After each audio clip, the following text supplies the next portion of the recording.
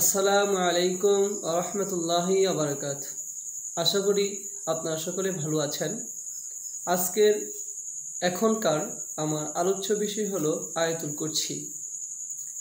যে ব্যক্তি প্রভাতে ও শয়নকালে আয়াতুল কুরসি পাঠ করিবে, আল্লাহ পাক স্বয়ং দিবারাত্রির জন্য তাহার রক্ষক হইবেন। সুবহানাল্লাহ। ইহা পাঠে জিন, দেও, ভূত ও শয়তানের আসর হইতে রক্ষা পাওয়া যায়। ইহা পাঠের আমলে সকল প্রকার বিপদ আপদ ও দুঃখ কষ্ট দূর হয়, মনের বাসনা পূর্ণ হয় ও রুজি রোজগার বৃদ্ধি পায়। সুবহানাল্লাহ, আল্লাহু আকবার। কোনো কাজে রওনা দেওয়ার আগে ও বিদেশে যাওয়ার সময় উহা পাঠ করিয়া রওনা দিলে নিরাপদ থাকা যায় ও উদ্দেশ্য সফল হয়। প্রত্যেক ফরজ নামাজের পর একবার করিয়া পাঠ করার আমল করিলে রূহ আরামের সহিত কবজ করা হইবে ও বেহেশতে প্রবেশ করিতে পারিবে। সুবহানাল্লাহ, আল্লাহু আকবার। হাদিস শরীফে এই আয়াতকে কুরআনের শরীফের সর্বশ্রেষ্ঠ আয়াত বলিয়া বর্ণিত আছে। এই আয়াত আল্লাহ তাআলা কুরসি বা পবিত্র অবস্থান সম্বন্ধে উল্লেখ আছে বলিয়া ইহাকে আয়াতুল কুরসি বলা হয়। এই আয়াতে আল্লাহ তাআলার কতগুলো বিশেষ গুণ বা প্রশংসার বিষয় উল্লেখিত হয়েছে। যেমন 1, আল্লাহ তাআলা ব্যতীত আর কোনো উপাস্য নেই। 2, তিনি চিরজীবিত ও চিরস্থায়ী। 3, তাহার নিদ্রা ও তন্দ্রা নাই। 4, আসমান ও জমিন যাহা কিছু সমস্ত তাহার। 5, তাহার অনুমতি ব্যতীত তাহার নিকট কেহই সুপারিশ করিতে পারে না। 6, তিনি আগের ও পিছনের সমস্ত অবস্থান জানেন। 7, তাহার জ্ঞানের কোনো বিষয়ে তাহার ইচ্ছা ব্যতীত কেহ আয়ত্ত করিতে পারে না। 8, তিনি সর্বত্র বিরাজমান।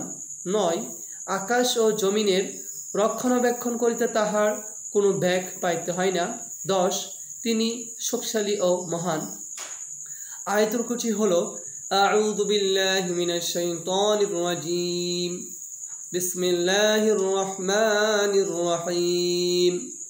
আল্লাহু লা ইলাহা ইল্লাহু আল হাইয়ুল কাইয়্যুম লা তাখুযুহু সিনাতুন ওয়া লা নাওম লাহু মা ফিস সামাওয়াতি ওয়া মা ফিল আরদ من ذا الذي يشفع عنده إلا بإذنه يعلم ما بين أيديهم وما خلفهم ولا يحيطون بشيء من علمه إلا بما شاء وسع كرسيه السماوات والأرض ولا يؤوده حفظهما وهو العلي العظيم।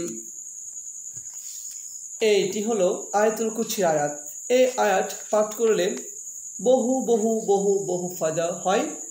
যা আপনি যদি এই আয়াত পাঠ করে শোন, তখন আপনি যদি ঘুমন্ত অবস্থায় ইন্তেকাল করেন, তখন আপনার যে রূহটা কবজ করা হবে সেটা খুব আরামসে কবজ করা হবে এবং আপনি কি জান্নাতে প্রবেশ করতে পারবেন।